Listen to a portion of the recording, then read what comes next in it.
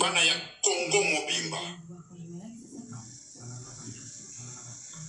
koyebisa bana ya Alliance Fleuve Congo M23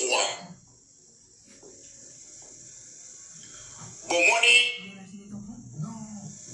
ndenge ba adversaire bataliban baza komela masanga bafongoli ba champagne bakolia bakosepele. Mais vous devez savoir que match nano est bandité, match nano est silité. Beaucoup c'est la victoire, ceux qui arbitrent a sifflé que match est silé. Bamelaka champagne, ceux qui aussi victoire. Bamelaka champagne, babinaka, ceux qui balobi que aussi victoire. Mais vous n'avez pas encore eu la victoire. Mokilimbanga ya taba. Ezi Tchakou. Soso ko sepelate. Mokili bongola bongola. Mokili maya boatu. Boza komela ba champagne. Boza ni kolia bokobina. Mais vous n'avez pas la victoire.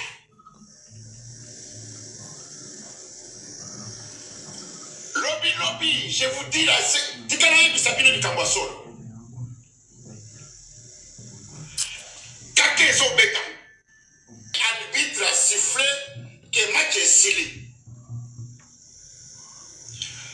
Bamelaka champagne, ceux qui aussi victoire. Bamelaka champagne, babinaka, ceux qui balobi que aussi victoire. Mais vous n'avez pas encore eu la victoire. Mokilimbanga ya taba. Ezi Tchakou. Soso ko sepelate. Mokili bongola bongola. Mokili maya boatu. Boza komela ba champagne. Boza ni kolia bokobina. Mais vous n'avez pas la victoire.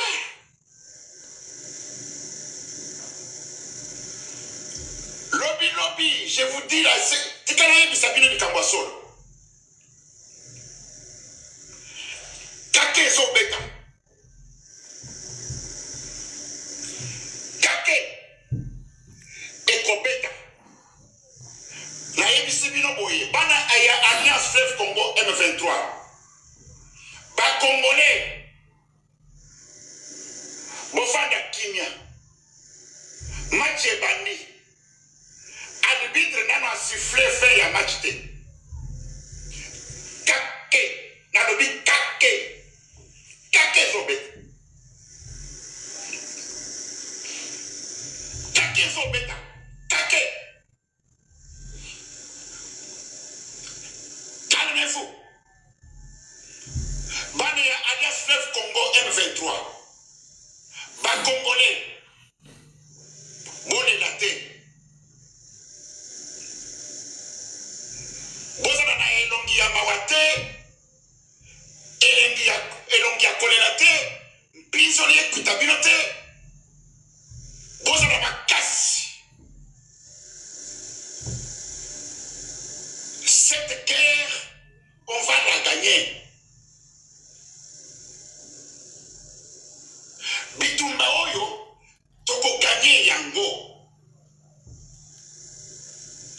Je vous l'ai dit, Nazako yebi sabino. Bitumba oyo toko gagner yango. Bakala mingi te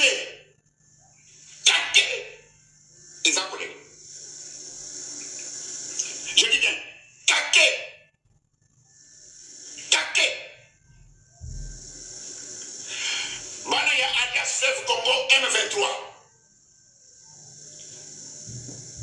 Congolais nyonso. Bosomba.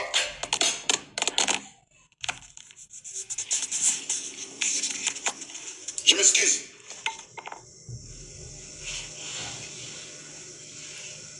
Bosomba ba champagne. Bosomba ba whisky. Ya bino tour ezakoya. Kasi bino boko fete victoire. Bino boko fete victoire. Bango bazako fete victoire te. Po match ezana. Tozali na Goma. Tozali na Bukavu. Tozali na section nyonso tozwi. Baboto le biso eloko te. Baganye eloko te. Mais biso tokomela champagne ya victoire. D'ici peu là. Kake. Mbonde kolela. Kake. D'ici peu là. Kake kolela. Bana ya Alliance Fleuve Congo. Elongi ya mawate. Prisonnier qui date. Vous êtes toujours fort. Vous êtes toujours na elikia. Kake zole. Kake. Kake. Kake ya victoire ezokolela. Oyo babetaka champagne. Babetaka muziki. Babetaka mbunda babinaka victoire. Bino bozoko mela champagne victoire bozite. Bozako binela nini? Champagne bozako mela nini? Vous n'avez pas la victoire. Vous gagnez eloko moko te. Bosali eloko ata moko te. Bozako binela nini? Boko mela masanga pona nini? Ba champagne bufongola. Kasi biso tozoko fongola masanga. Bakala mingi te ya victoire.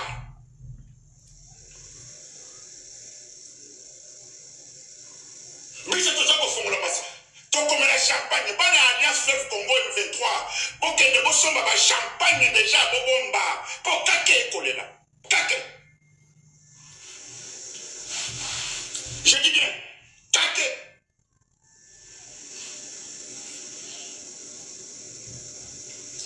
Washana, ne période de commission, washana. Tout ça, ce qu'on a période. Washana. Kake kolela. Kake. Oye koya eya. Oye koya eya. Washana. Kake. Nalobi bien que kake. Bana ya Alliance Fleuve Congo M23. Elongi ya mawate. Mpinzoli kitabinote. Otika bamelaka masanga, bamelaka champagne pour la victoire. Ya bino bozako melango pourquoi? Mais la c'est pas l'Alliance Fleuve Congo. Bon, c'est déjà ma champagne. Il y a victoire. Il y a bino boko meleko za ya victoire. Votre serviteur Wakanta 365. L'homme actualité, l'homme en chiffre, les motivateurs, tous les motivés. Tu commandes le Kamuna Kamba Kamba Bachar. Au revoir et à la prochaine. Alors, mes chers amis, selon bonjour les amis. Wakacha, 92% des Congolais regrettent la mort de Willy Ngoma. Willy Ngoma, qui était contre ces régimes de répression. Il était contre les arrestations arbitraires, des tueries, l'insécurité en RDC. C'est pour cela qu'il était parti à la rébellion, malheureusement. Bandeko, même nga moko wa ezana basi ba benga ngai awa tango Willy Ngoma kufi bazui pongité. Même ibali belé bazui ba pongité.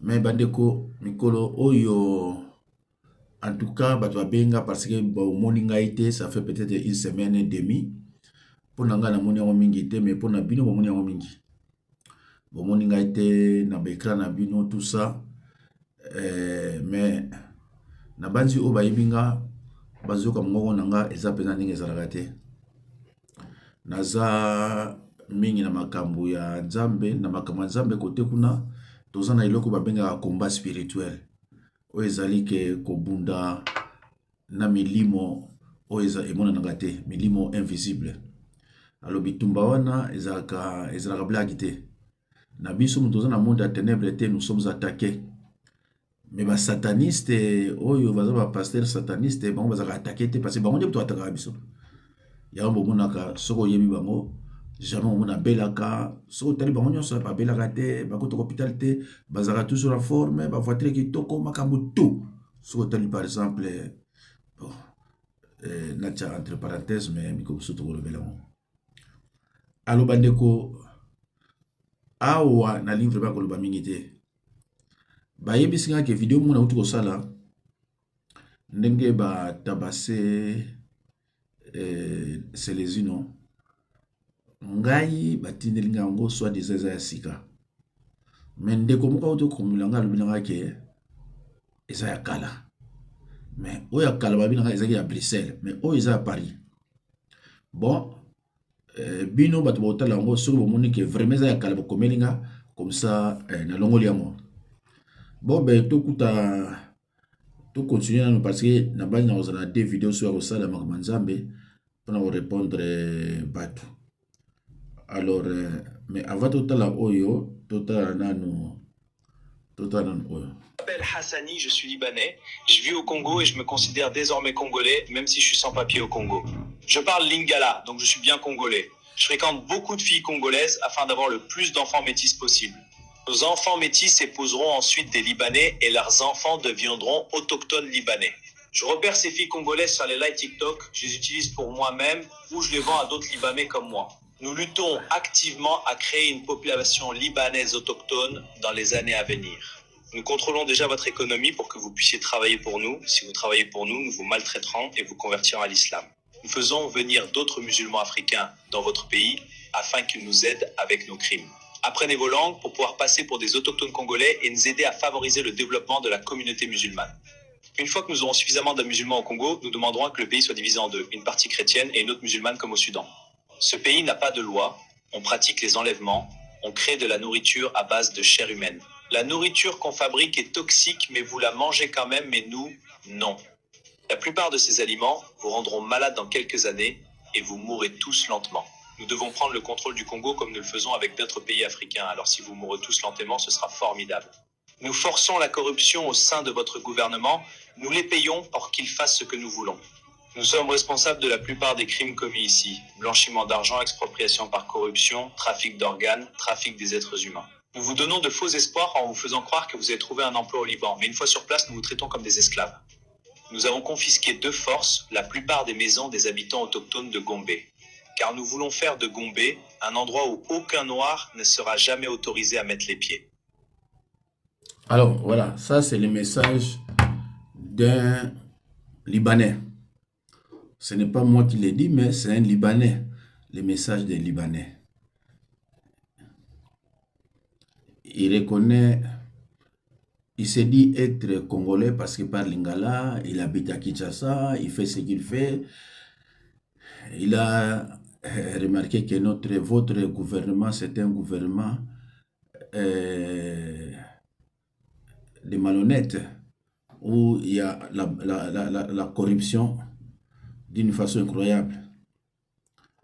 Alors, Bandeko, to lobela susu oyo.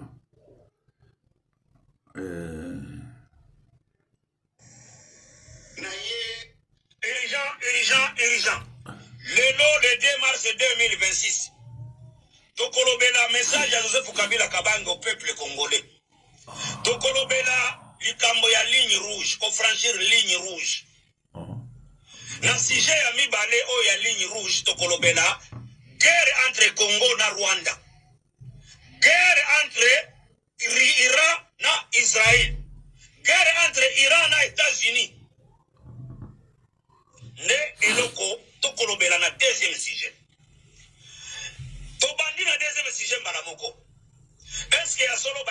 bazana guerre.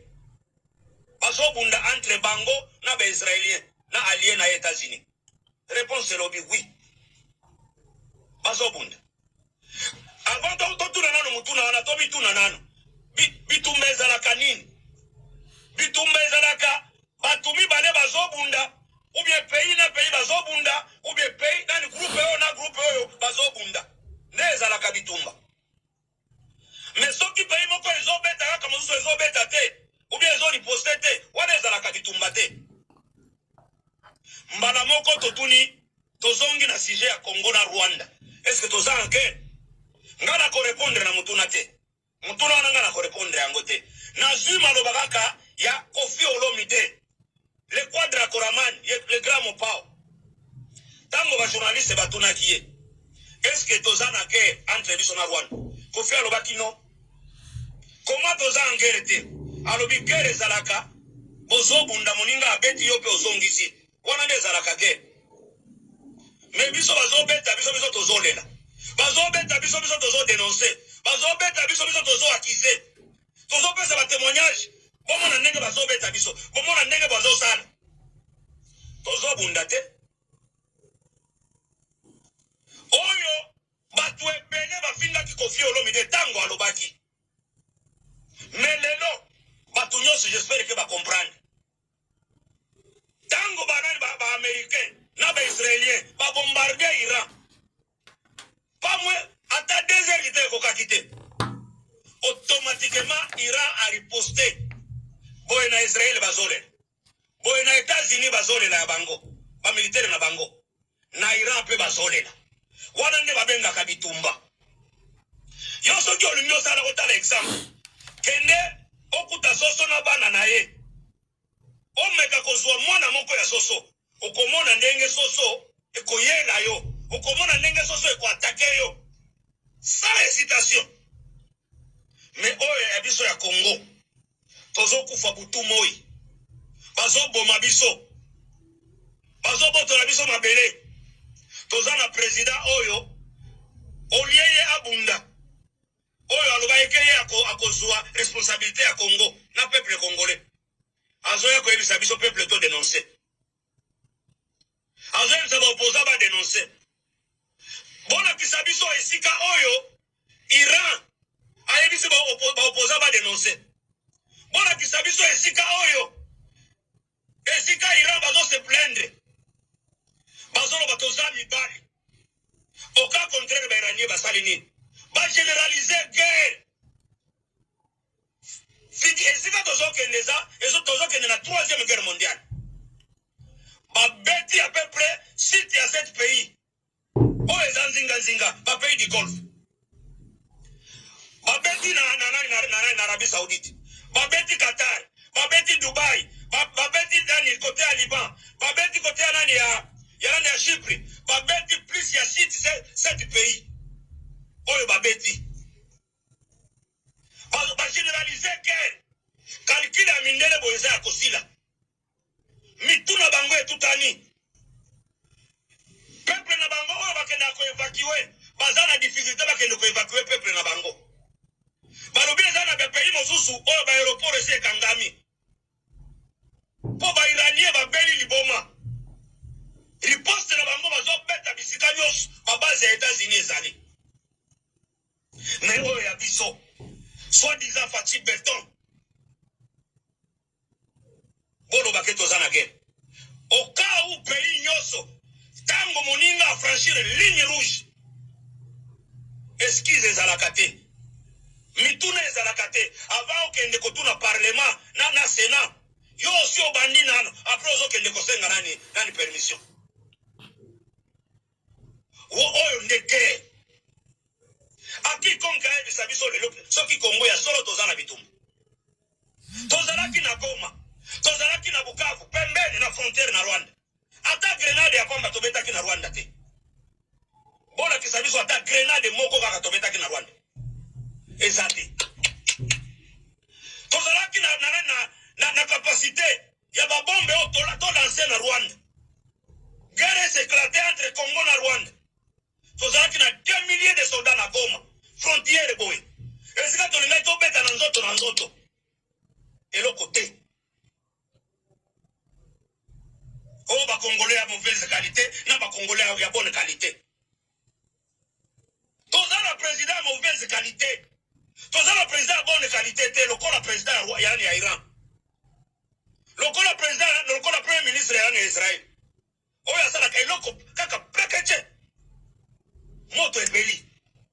Mais quand les États-Unis, mais quand l'Angleterre, mais quand la France, au bon à l'Okito. Yangonde Joseph Kabila Kabanga lobi boy. Nayo.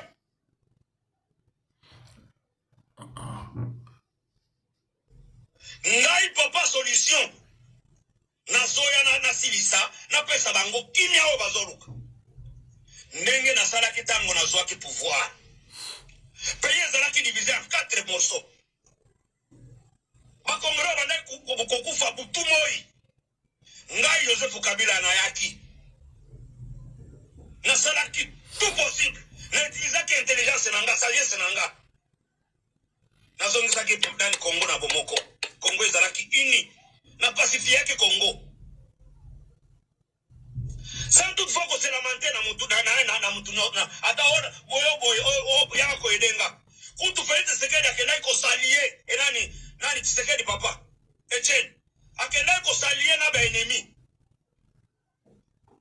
Tshisekedi papa akendai ko salier na ba ennemi. Ba wili ngoma banani batutu bakendaki ko salier na ba M23. Na Jean-Pierre Bemba. Encore, les lois de Zarango, tout espoir et nabiso etikali kaka moko, Joseph Kabila Kabanga. Les raïs, les chinarambo, Adana Nzela. Alors, bientôt, Mikolo ya Félix etikali ya Kotanga. Peuple congolais, Tolembi. Tolembi na ba dénonciation.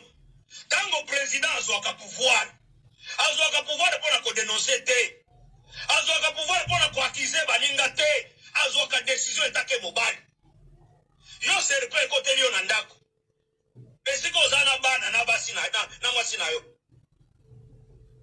yo kende ko ebisa baninga ba voisin ba ko bundela yo mutu akoti na ndako na azo bomela yo bana ata soso ya pambe nani ko bora na bana na ye kende okutambwa ubie nani ubie sha ezana bana yo meka kozwa mwana ndio ko sentir mais oyo ya biso ba congolais bazokufa butu moi tozana président ko dénoncer tozana président ko accuser tozana président ba témoignage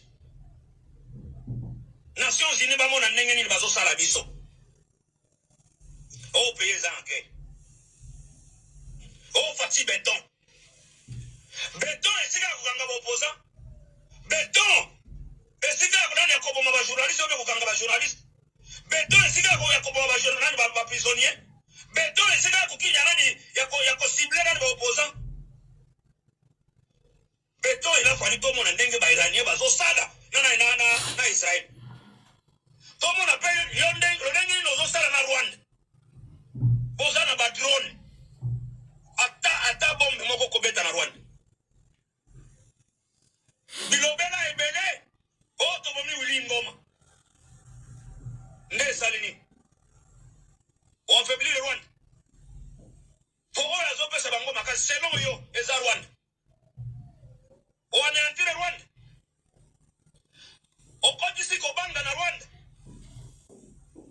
beta lelo di bombe na Rwanda to mona soki bakobanga te so to mona soki bakolenga te mais Iran lelo Israël bazone na ba américain bazole nani bango pe ba iranien bazole wana nde bitumba yo tozana bitumba te urgent lelo le 2 mars 2026 tokolobela message à Joseph Kabila Kabanga au peuple congolais tokolobela likambo ya ligne rouge ko franchir ligne rouge na sujet ya mibale o ya bandeko na banzi boyoki oyo alobaki liboso yaki wakatia moluba oyo mpe azoloba sikoyo ye mpe moluba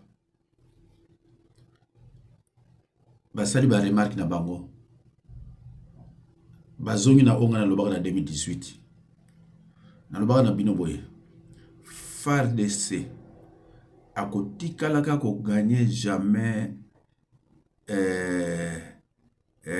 basoda ya nanga. Akotikalaka jamais ko gagner ba M23. Même ba PC minduki nyonso ya Russie akotikalaka jamais ko gagner bango. Parce que ezaneti sorcier na sataniste. Sorcier ko gagner sataniste jamais. Sataniste ako boma sans sorcier. Mais sorcier ako boma même sataniste de mon côté. Effectivement, on a besoin de guerre. Tozo que FARDC ba drone. Mais pourquoi ba drone yango bokino bois kango na Rwanda te, ceux qui vraiment dans la guerre. Pourquoi nous bois kango na Rwanda te? Cela veut dire que nous sommes au Salagaka et ça n'a pas bagé. Mais ça n'a pas bagé parce que vraie guerre bazo mo batuna yo. Quand tozo ka oh nanga tiwila mais ça a cessé le fait oyo. Vous avez bombardé là-bas, vous avez tué les enfants. C'est les FARDC qui ont bombardé. Et ça va banangate.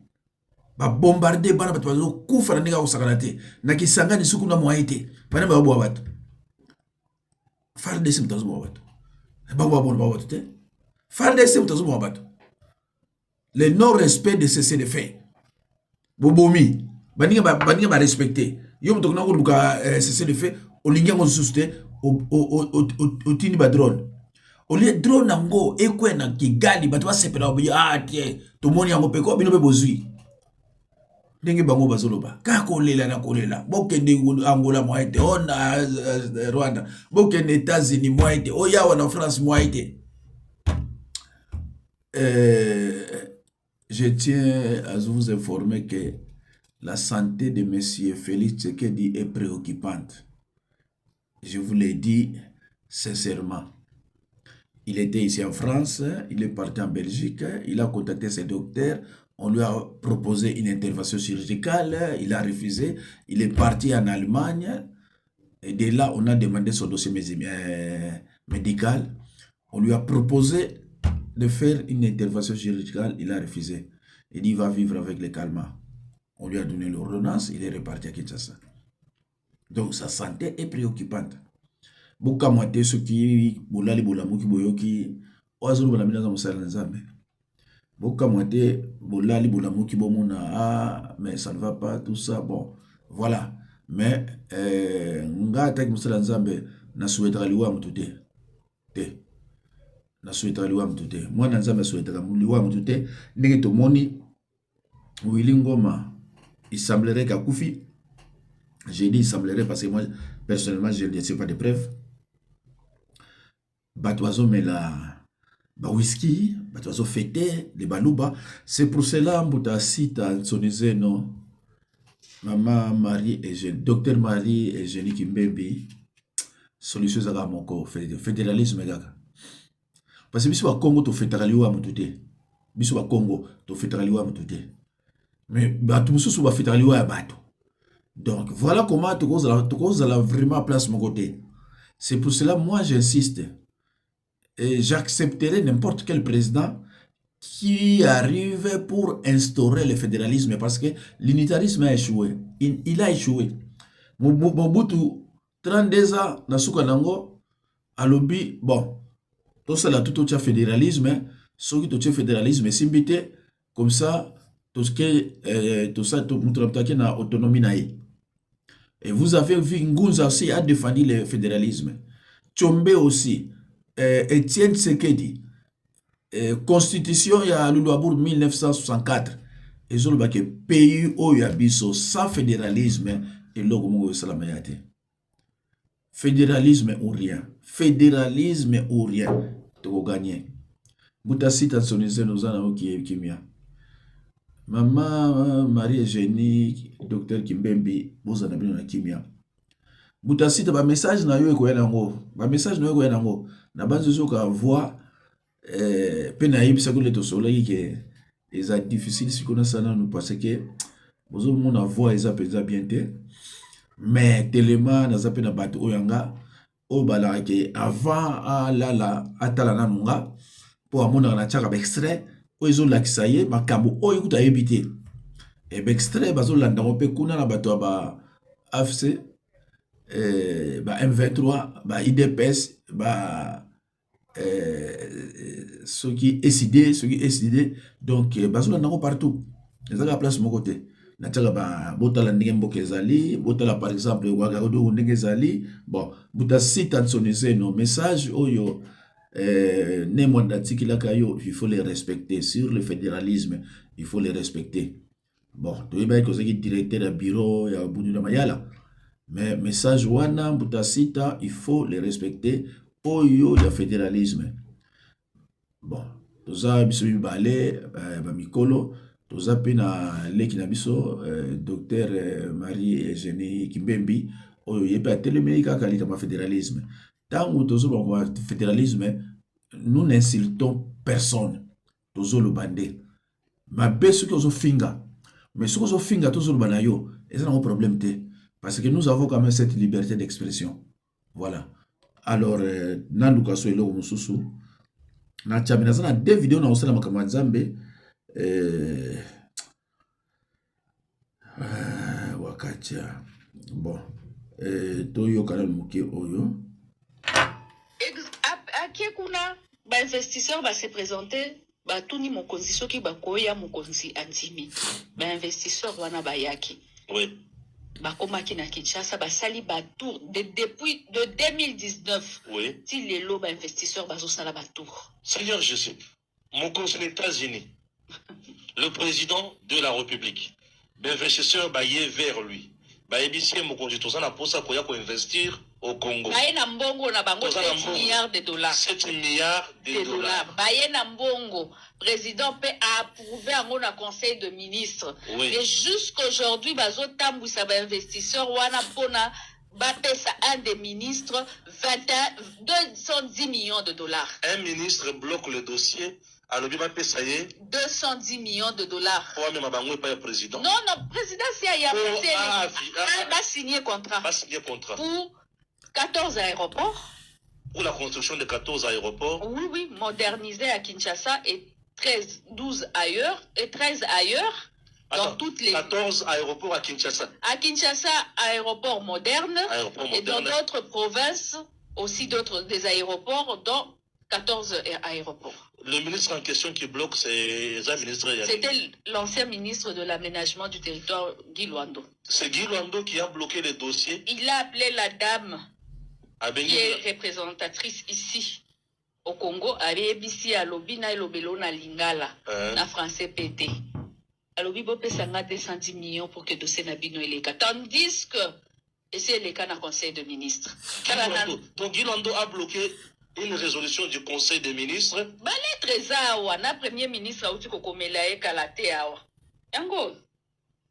L'excellent. Contrat de concession en autre. Ce que tu as le roman dans la lettre à madame Judith Soumino. Les ma kamso na zoyo kanzoto malili. Madame Judith Soumino a komaki le 29 décembre 2025. A komeli Boussa.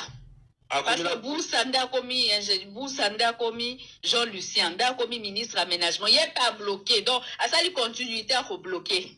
On va payer Simbongo, c'est ça? On va payer 210 millions de dollars. Projet d'investissement de la société IIB, c'est ça? Oui, oui. Development Group. À Komeli Boussa. Et même on abandonne le dossier, c'est Guy Luando. Oui, oui, c'est le même dossier au fait. C'est un peu le même contrat de concession. Mais avec le contrat sino-congolais. Bon, tout ça, il même modèle. Ah, même modèle? Oui. Mais normalement, ils devraient amener plusieurs avions, bah, signer contrat concession. Bah, avion en andé économique sala tango ezo sala bazo 70%, bah, pesi nani gouvernement 30%. Balina ba na avion.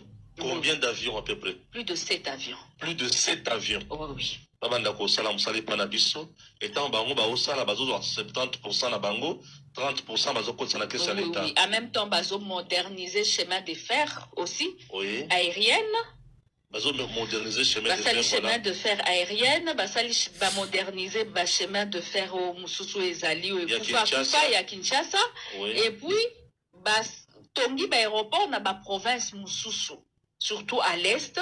Oui. Na Lubumbashi babakisi l'aéroport. Parce que la province du Nord Kivu, précisément à Goma, aéroport est allé à Kitoko. Mais Bukavu, c'est rien. Manier Maria, Boudjima, Kananga, j'ai vu des aéroports.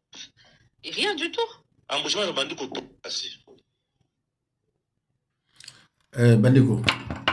Siko dans tout état de cause, oh makamunyo subazolo wa faut parce que tu lombo ba conseil naie bazo talaka ba voyage na ko yiba parce que le président assassiné il y a un délai sur exécuter je vous arrête boîte en prison bato kanga ba honnête bato baye bato signé pour ba investir yo bloquer dossier pour appeler ça je vous arrête et puis na tinu la prison oko beta yango soko bimi oko no vana na mboka na yo ba senzi kuna mais il y a un laisser aller c'est normal il y a un laisser aller parce que on nomme mutu o ebite mutu na le musu azane contre yo akosala biloko mo ba to yina yo ebi na hotel kaba voyage eza mara mingi ya mboko na biso ya pasi bozo kino kanga bato o basale bango rien hein bandeko botala kasi awa mutu mundu Quand tu vois les rues comme ça, tu as pensé que non, tu es à New York, quelque part là-bas ou bien aux États-Unis. Pourtant, c'est chez moi à Ouagadougou. Au Burkina Faso, ça, ce sont les exploits de Faso. Mais regardez comment c'est joli. Regarde. Non, mais. Regardez. Bandeko. Mobutu asali biloko mutu asali na 2 ans et demi. Mobutu asali monté na 32 ans et demi. Yo mutu nga oyo kako Mobutu te. Longa no na chaîne awa. Parce que awa mutu so sala mabe to lobara ye. Yo so encourager mabe na ndako na yo. 32 ans tatoyo asali yango na 2 ans et demi. Sikoyo atata nga za kuna balingi ba bomaye. Parce que mundele azo sepelate alors azo luka batu mwindu pona babo maye. Aya badeko. Eza mawa. Vraiment eza mawa. Na 32 ans et le côté. Kabila ye 18 ans autoroute te. Autre siko 7 ans autoroute te. Badeko na ngai. Tout le basiko vraiment ni. Hein? Boye bisanga tout le basiko nini vraiment to ko loba. Pona mboka oyo. Pona ba konsi oyo. Motala so oyo. Cette entrée, on dirait l'aéroport là. C'est l'université, université Thomas Sankara de Ouaga. Hein? Les allées sont plus larges que la route de mon quartier. Avec les palmiers, c'est chic de chez chic. Oh, ici à Ouaga. Regardez-moi l'entrée là, c'est propre. Hein? Moi je croyais que c'était un aéroport. C'est grand, c'est chic, ça respire les études sérieuses. Ici même la bibliothèque climatisée, fauteuil doux. Regardez-moi cette entrée, on dirait l'aéroport là. C'est l'université, université Thomas Sankara de Ouaga. Hein? Les allées sont plus larges que la route de mon quartier. Avec les palmiers, c'est chic de chez chic. Oh, ici à Ouaga. Regardez-moi l'entrée là, c'est propre. Hein? Moi je croyais que c'était un aéroport. C'est grand, c'est chic, ça respire les études sérieuses. Ici même la bibliothèque climatisée, fauteuil doux. Regardez-moi cette entrée, on dirait l'aéroport là. C'est l'université, université Thomas Sankara de Ouaga. Hein? Les allées sont plus larges que la route de mon quartier. Avec les palmiers, c'est chic de chez chic. Oh, ici à Ouaga. Regardez-moi l'entrée là, c'est propre. Hein? Moi je croyais que c'était un aéroport. C'est grand, c'est chic, ça respire les études sérieuses. Ici même la bibliothèque climatisée, fauteuil doux. Regardez-moi cette entrée. Ndeko, eza soni hein. Eza soni. Ba veste ya marque na mal. Mais la président wana.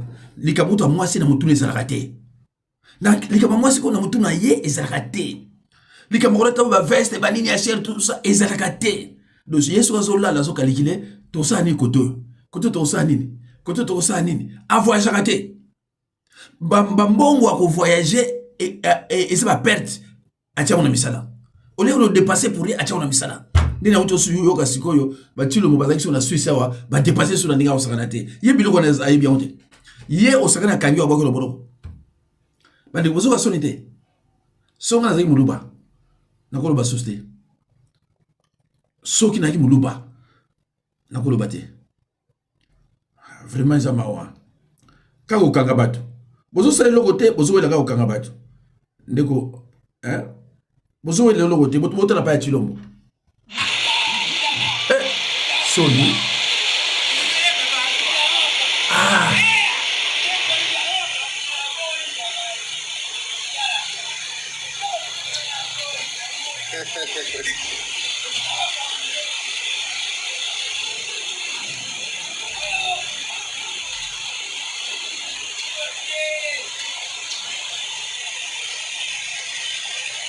Mboka etonda kita ba or ba kolbati biloko mingi nyonso tala bongo mbuzima eza ndenge siko soki kini ekomi boye mbuzima enakanda eza marke nini c'est grave hein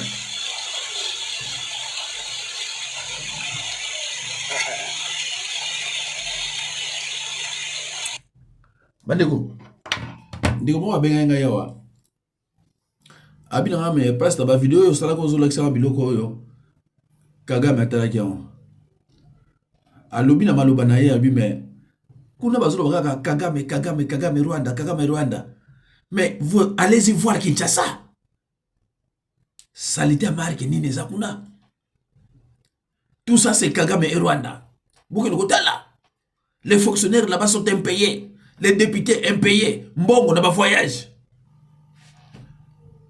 Kagame mutazoloba na bokana ye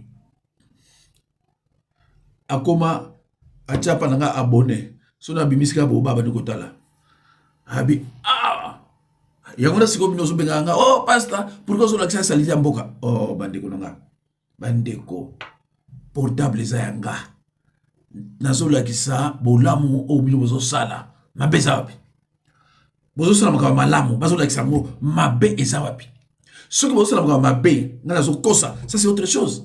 Mais ngazo lakisa oyo naza komona yango nande ngazo lakisa boka soni di c'est vrai boka soni na ba caméra na moi je suis patient bandeko na sepeli quand même tant on a mona ville en Mbandaka mais pourquoi besoin d'extra ça bota la ville en Mbandaka bandeko nanga bota la Mbandaka bandeko mais besoin Kinshasa ko sala nini bandeko est-ce que vous Mbandaka donc bazotika Mbandaka pour na société ezalité so mobuto asalaka ta 5 sociétés kuna de bana bato bakoya te de tokene Mbandaka nasa ba image ya Mbandaka awa mais o comparer Mbandaka na Mbujima ina kananga te hein o comparer wata mukete et puis bato batinda ngango bangala te ba mongo te bato kolo mususu bolo bako ba mongo tatini ngango te bangote voilà en tout cas là c'est quand même l'essentiel toute la sous-soyo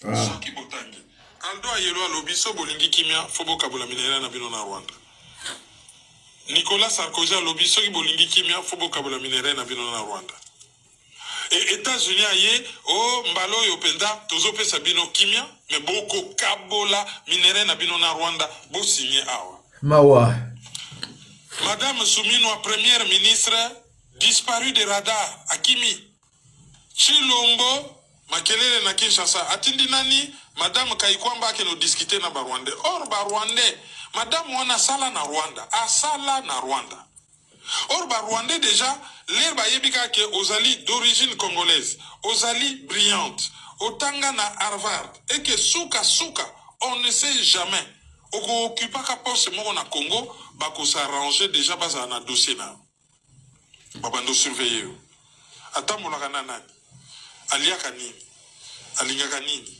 asepelaka na nini te soki pe moi gaffe boyebo eza nango gaffe te za vie mutakotaki mo hôtel soki pe moi caméra ko traîner quelque part toujours il faut traîner babombi yango na moi coin ba service wana bakana bango pressé te ndenge to tambolaka boyoko yeba te ki ya 10 ans na hôtel moko quelque part basi babenda mo eloko babomba ezaka nango wana mukolo kaka comme par hasard bakomi ko proposer comme ministre au monaka bayene eloko wana bon yo ndimaka ministre mais dossier tel pas touche tala eloko yo ekobima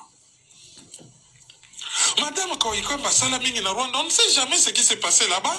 Est-ce qu'Azali en même Il y a discuter na Rwandais, même si elle parle au nom du Congo, aussi longtemps que Bisoto Yebite passé na Rwanda, tant que vous travaillez na JETS, coopération allemande na Rwanda, ou tant que vous travaillez na ONG pour soulager ba malheur. Au M23 liboso provoquer qui est-ce que to yebi ce qu'elle a laissé comme ardoise, oyo ekoki ko rattraper yelelo. Tokei ko signé document moko aux États-Unis, toujours considéré États-Unis comme si bango baeko aider biso. Mais comment m'a suscité guerre wana? Botanga livre oyo ya Patrick Mbeko. Le Canada dans les guerres en Afrique centrale. Botanga rôle ya Canada na États-Unis na malheur tout le monde. Donc, Moutou a sous Rwanda n'est qu'un sous-traitant. Rwanda azali sous-traitant.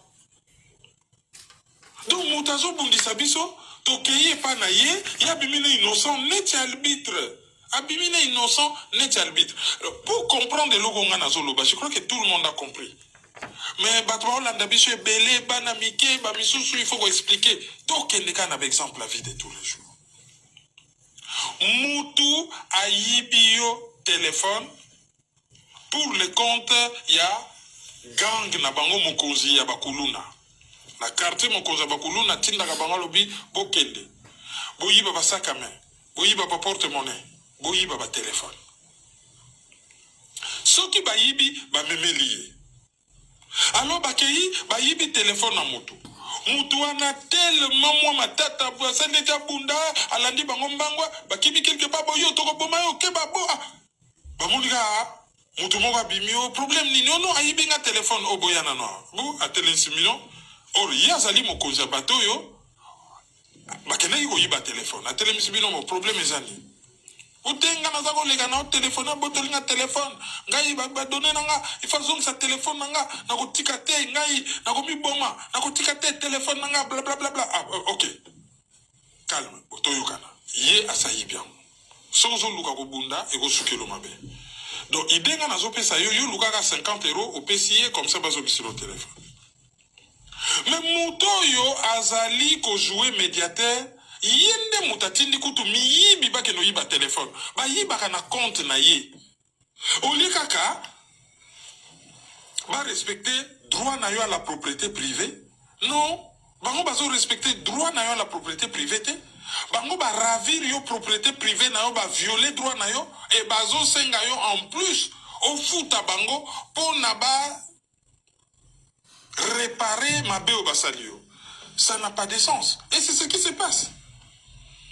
États-Unis a équipé Kagame, a entraîné, a formé Bangona Museveni. Bazali ba pire produit américain créé par Bill Clinton. Balobi que ça, voilà la nouvelle génération de dirigeants africains que nous voulons. Bangomo en anglais balobi, this is our kind of guys. Jean Rabato Tolingaka.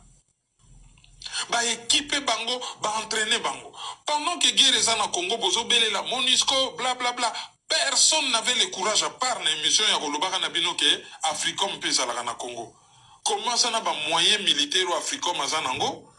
Amuna ka ba rebelle ayedaka Congo te me bako saka Congo que oh non partenaire stratégique mais Africom ezali banda na aéroport ya Kisangani ya Goma tina base ya Kamina. Bango batanga ka bango te. Allez, bokei dans leur propre Kokende, ko signé contrat kuna donc Bachebino à genoux et une de nos sœurs angolaises a tout le président Trump question la Maison Blanche sur situation Yakimia na Congo à Lobia a annoncé une ère nouvelle Maloyo to Bandeko mais combien de fois on a envoyé Sabino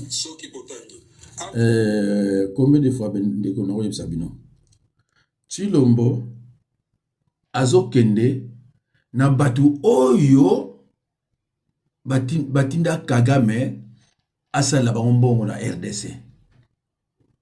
Donc ozoki no funda Kagame epai ya patron na ye. Patron na ye ayebike o azosala ngam to tindi ye. Ce que funda ye pas patronné pas patronné saleni.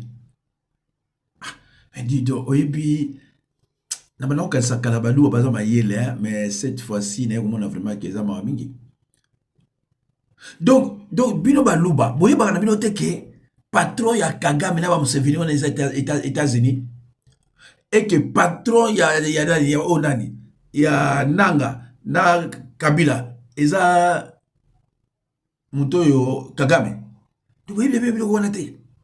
Donc soko ko funda nani Kabila osele pele ko mote oko funda Nanga osele pele ko mote na ibisino ha Nanga akoma Kisasa soki bo bomi ete Nanga Kabila ba akoma Kisasa parce que un politicien faye baka nazo sala nini bato mo konzela bango za boye nini ngana ko sala pour kende côté moko bo ebeba to former armée to ebani to ko sala surtout calculer le nombre de voyages ou servir n'a rien et belé. Mais dans tout cela, vous ne voulez pas que les gens s'expriment librement. Non.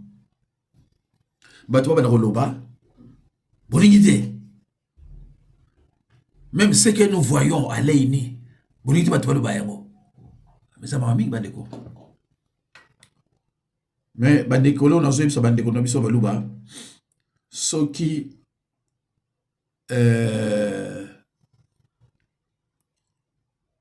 soki ndeko wana kei Chilombo kei ozaliwa bo batela mona bandeke nyonso. Mais ce qui est vrai que 2028 pas ya muto bokimeli yemo wa yebisa bino qu'il y a pas de troisième mandat tika sino te ko beba pas bozo kimela soki santa Chilombo et ça l'équipe combatine en 2028. Mais ce que vous leka yango, nazo yeb sabino ke boko leka yango te. Et cause la pratiquement possible. Wane yokuma tour ya bateau oyo pa ya signé mikanda ba corps secret. Voilà. Donc ba corps secret on a ba photocopie on ba ninge belé. Te ka so o ba ndeko te ka ndambo. Il est impossible pour un investisseur sérieux d'investir au Congo à lieu et place de le faire en Angola, en Zambie ou en Ouganda. Il est impossible. Nous parlons de la politique fiscale qui devrait être attrayante. Aujourd'hui, même notre loi et le COFIN du travail donnent plus d'avantages à une entité installée au Congo d'acheter un produit en Zambie plutôt qu'acheter celui qui est produit au Congo localement. Parce que dans le secteur de mines essentiellement, parce que le bien importé est exonéré de la TVA, celui qui produit localement doit payer la TVA. Il est difficile aujourd'hui pour une entité installée au Congo d'être compétitive sur le marché. Vous voyez avec nos frontières qui sont poreuses, la DGDA, les services de la douane, la contrebande. Un investisseur sérieux ne sait pas compétir parce que s'il doit payer correctement l'impôt, c'est plus... Est-ce que boyoki wana assemblée hein et lobi ke mutu batu moye baya ko investir na mboka na biso ezate. Le problème de Kinshasa, le premier fautif, c'est M. Tshisekedi qui malheureusement n'a pas de grandeur. Quel est la Kitamo Magasin? Il habite à quelques mètres de Kitamo Magasin. Va voir la saleté qu'il y a à Kitamo Magasin. Va voir le désordre qu'il y a à Kitamo Magasin. Et c'est à quelques mètres de la présidence de la République. Comment vous pouvez accepter cela? À quelques mètres à Kitamo Magasin, regardez le désordre qu'il y a. Mais le chef de l'État habite là et il y passe tous les jours. Et il trouve ça normal. Donc, c'est un raccourci de penser que Kinshasa, il faut autre chose. Nous sommes incapables, pendant 7 ans, de faire un plan d'évacuation d'eau. Incapables de le faire. Nous sommes incapables de repenser la ville de Kinshasa. C'est quoi ce problème? Liboso a parlé du peuple. Liboso a parlé du peuple depuis des années. Kabila était là, c'était pareil. Tshisekedi arrive et ça va pareil. Nous sommes incapables d'avoir des bons ingénieurs. Mais ceux qui sont ingénieurs, au défata la Chine, ingénieur Baya, le Japon, Baya. Va réfléchir Kinshasa à notre place. Nekonanga, je vous dis, dans la capitale, le problème des infrastructures et touchera Malamoko, le président de la République. Autre chose, moi j'aimerais dire quand même, Nabato Basalara, la présidence de la République, na ministère de l'infrastructure, gouverneur à ville à Kinshasa, tant que là, associé au minimum des artistes, l'Académie des Beaux-Arts, passer la mission à Mzela à Kitoko, à lampadaire à Kitoko, que la ville ressemble à quelque chose, s'il vous plaît. La ville de Kinshasa ne ressemble à rien, c'est une ville fantôme. Donc, arrêtez de mettre le poids sur Daniel Bumba. Je condamne, premièrement, le président de la République, deuxièmement, la première ministre, troisièmement, le ministre des Infrastructures et quatrièmement, Daniel Bumba.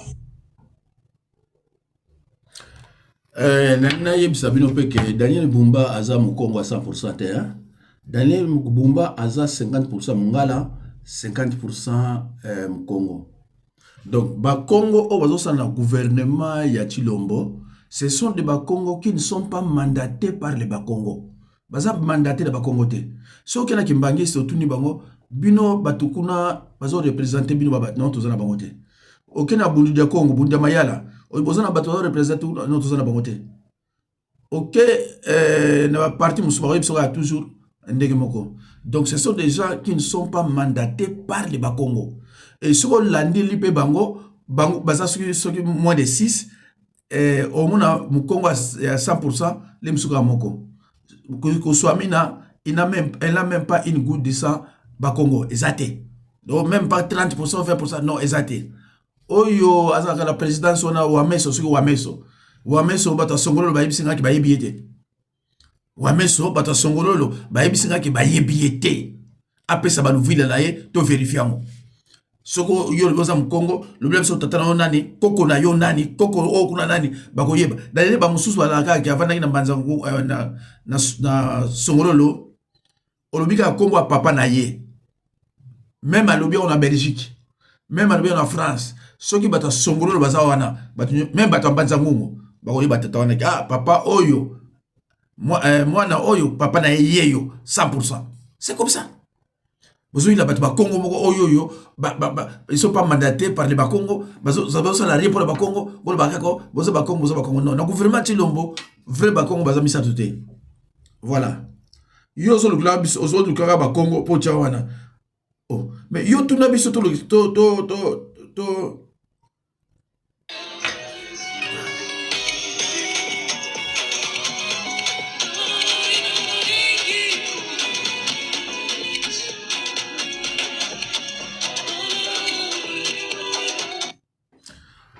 Voilà, on est également là, ça va moins le mot à moquer. Nanga super forme. Goma awa ndenge koma depuis une année. Kure katana kasuti. Maye katana kasuti. Masasi beta kasuti. Ville pe koma ya propre bo soto sila. To yebisi di susuke awa tango to koma ka to kutaka 1 200 000 Congolais pour bazala qui confondent dans la camp de déplacés que bazonga bango nyoso bakoma ko sala bilanga na bango bakoma ko d'ailleurs tolobia wa production ya pomme de terre bengi biraia wa pomme de terre masango makemba et komi sikoyo na ndenge ya kosakana te to ebisi que notre garantie yo nyoso basengi biso to collaborer pour accès humanitaire. Aïe, kolba makambo ya aéroport. To yebise boy. Makambo ya aéroport ba bénéficier à liboso penza aéroport za biso. Biso tozolinga to fuma aéroport. Mais aéroport eza lelo na ba problème misato ezali ko bloquer. Makambo etali technique. Po ava ba mibi wana ba longwa, ba buka ka ba tour de contrôle, ba panza ka ba boka ka ba bombe bisikanyos. Eza na banini mususu ba contrat sécuritaire. Aéroport na bango kuna na Kinshasa bakanisa ka balinga ka bafungola ngo po bakitisa batho pa ya ko attaquer biso soki to sisi yango monsieur ezali makambo etali administration nani ya ko gérer yango ba technicien ba expert bazandingi to ebisi biso toza d'accord ko fungola aéroport mais mabena bango basala kezani olie baya ko solo makambo aéroport na biso bato tozali bazamu biso bato tozali ko kengela aéroport biso bato tozali na Goma.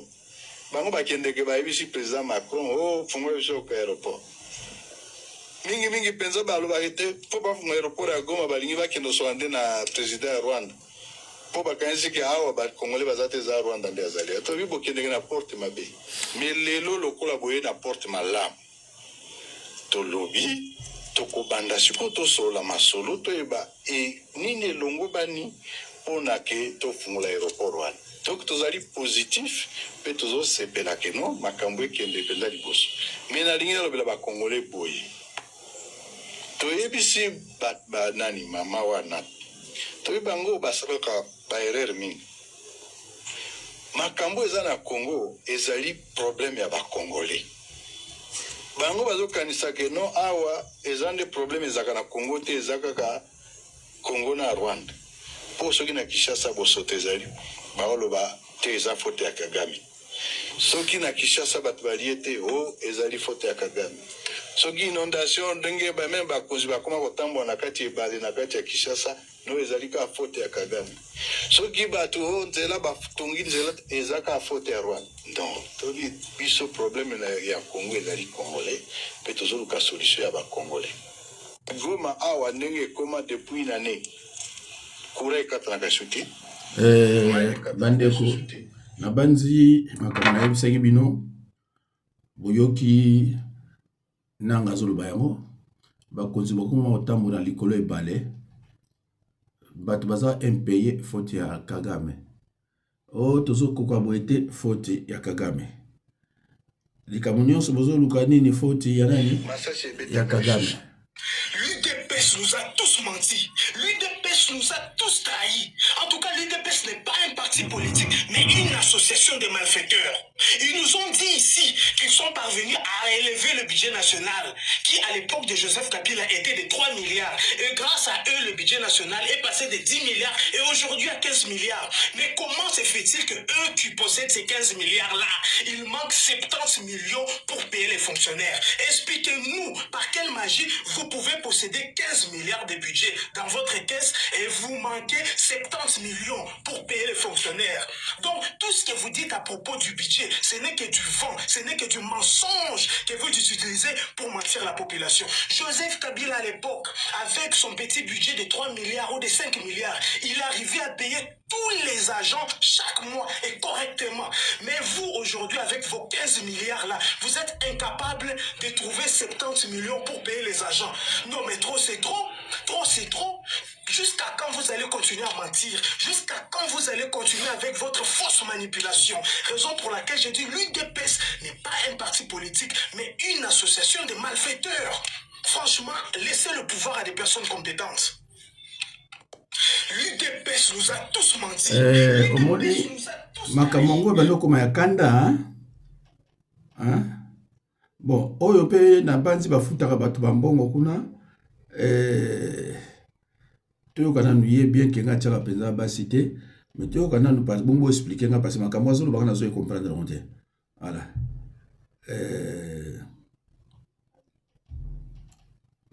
tofonga na lie en tout cas ke bana nga bumba okomona nga na ville ya Kinshasa te po bwaka nga na makala côté basi akabaka te pona 8000 soki 8000 euros yango na kolala pongi sous te pona yo bumba pendant que Franck Djong okuta yaki 25 000 50 000 yo yeka na 10 000 mais ba coup de fil de belé pourquoi Bumba tu es malade dans ta tête nako toka awa nako kumisa yo tata mobimba bongo pona 10 000 $, wali boma et puis au cabaret ozande mona ngobila pe oba kolobela ye maboko makasi koyiba ebele mais kofuta maboko makasi imbécile que tu es ngana ko kumisa pona 8 000 euros pendant que yo fandeli coffre ofandeli mbongo ozo aider même pas ma population ya ba kinois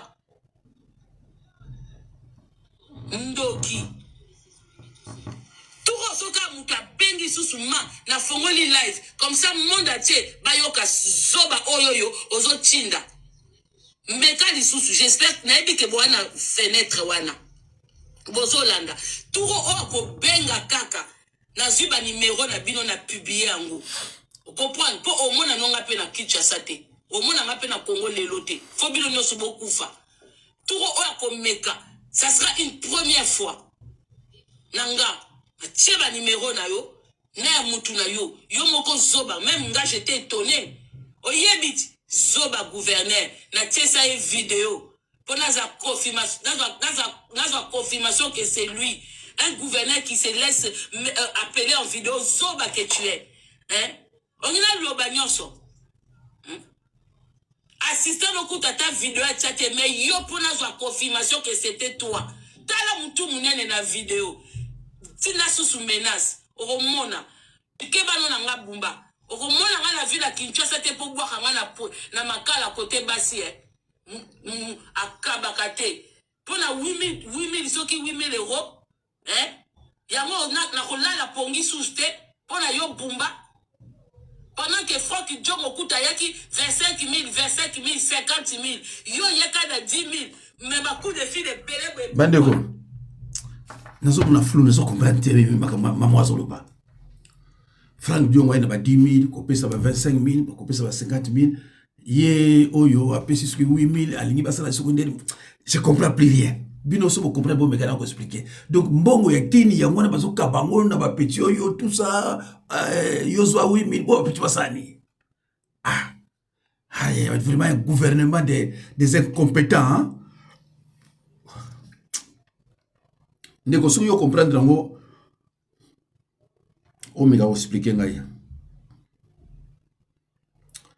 bandeko nasuki wana vraiment nasuki na ebité sona ko tila bino oyo mutasuka botale ata 2 minutes comme ça na kanga yango pour naza kolemba na tira na 3 vidéos a makamanzambe na banzi peut-être na osala ngote na sala ngo lobby ou bien na meka osala moko bola na no camarade na biso oyo ce que zo makambo bandeko toye lisusu po tesengi tosolola makambo ya mboka toujours comme d'habitude ndenge balobaka bana oyo tobengaka ba wesh ya mboka Europe balobaka comme d'hab yango toye susu tosolola lisusu pona ete kotalisa ndenge nini toyoki parce que na moni ba information batindeli nga awa ba déclaration AFC M23 basali à partir ya base na bango AFC M23 lobby eleki autaki ko bombarder base aérienne ya FARDC esika oyo FARDC atiaki ba réserve na ya ba drone na ba biloko msusu donde tozo ba base aérienne ya FARDC eza bombardé totalement calciné donc eloko ozona kati kuna ya ko récupérer ezalité donc na minute au FARDC a un problème ya mwa makasi na côté oyo abane ko bombarder AFC M23 parti ya Kisangani a kokosa sous opération anate a robandosa elangwa parti ya base na bango oyo ya AFC Azoloba M23 azo utiliser sous base mususu à partir à Burundi ya excusez communication wana AFC M23 lobby boy a télémeli idée ya FARDC ya ko bombardaka ba civil na ba zone oyo bango bazali pour depuis longtemps abandi ko sala opération zo bomba ba civil mingi ya mwa zo a dénoncer a donner ce amoni eloko ezo changer té ya mwa jusiko yo système ya sika décision azui ya ko banda ko frapper siko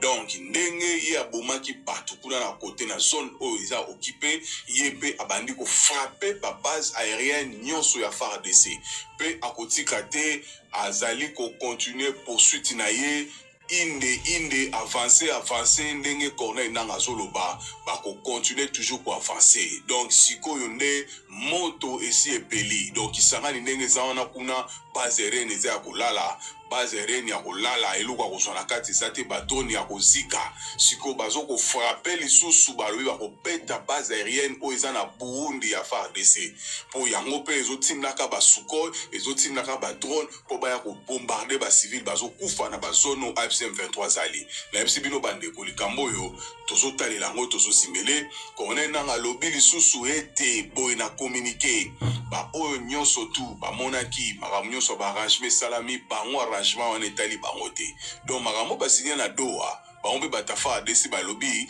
bazokipe makambo wana te bandeko nayebi te makambo oyo suka ndenge nini nzambe abatelaka bapeuple oyo baza na bazone okipe bapeuple na biso bwana bazone okipe mayele so bomoni eyindi bokangi kaka bisaka bodeplace boke kote mosusu mpo tosi tokonte bino ya kokufa mpe ebele awa kone nanga deja komi lokwa mafuta eyanduki na moto ba AFC M23 nyonso bakomi lokwa mafuta eyanduki na moto bazokela so mutu te nayebisi bino frappe ya kosakana te nde tozoloba boye nzela ya Uvira kuna frappe ezokontinue nzela ya kote ya Luvungi komeka te point zero récupéré bazokofrappe FARDC baza na décision finale ya toujours kalemi bafrappe bakitakatanga donc nayebi te FARDC et AFC M23 azoyoka so mutu te awa pe bata FARDC kokosa eleki bazokoka so kokosa te bazokoka pe koloba so eloko te biso tozotalela kaka à chaque fois na lobaka Chilombo mutu a pigeon voyageur avant d'agresika moko te soki ya bimi scandale eleka toujours na sima yango nazoloba tato oyo boko vandisaki na lupango te asime toyebisaki abunda azokima kobunda ndenge nini po ya lingi dialogue te mefalaki abunda azala wana na mboka abunda siko tomona en passant côté okuzoki communiquer lisusu ya bandeko ya Sauvons le Congo ba publier communiquer balobi boye ndeko Kabila Kabange ndeko Denis Mukwege yazapa Kabila Kabange Katumbi bango nyonso ba matata ponyo balobi ete boye tokeno na Sauvons le Congo Kabila matata ponyo ba Claude Lubaya bango nyonso balobi niet na dialogue oyo Félix asosala tozongi so côté ya batu ensemble Moïse Katumbi yepe aboyi na elikambo ya dialogue tozongi côté ya papa Denis Mukwege yepe aboyi na elikambo ya dialogue ya Chilolo donc Chilolo ndenga zali ba Delice Sanga pe baboyi na bango likambo ya dialogue na bango Delice Sanga pe c'est exemple moko alobaki ete eza lokola muyibi aza ayibi biloko sikoyo bazoyebisa ye tovandisa ye totala tozoloba tosolola malembe biloko ezalaki awa nani ayibi yazoloba na